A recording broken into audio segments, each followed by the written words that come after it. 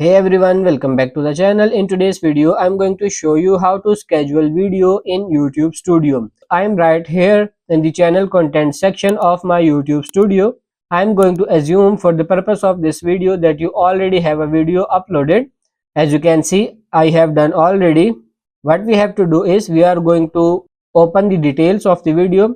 In order to schedule it, it's super simple. We have to come for the visibility right here, and then we've got this public section here, and we have the schedule. As you can see right here, we click to expand, and then we get to choose the date and time if we wanted to schedule this for, let's say, 28 or 29 February. So just select it, and then you can select this time here.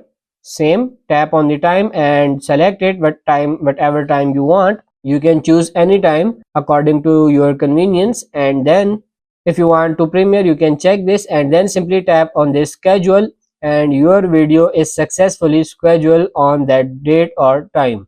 So that's pretty much it for this video. I hope this video was helpful. If it is, like it and subscribe to the channel. Thank you.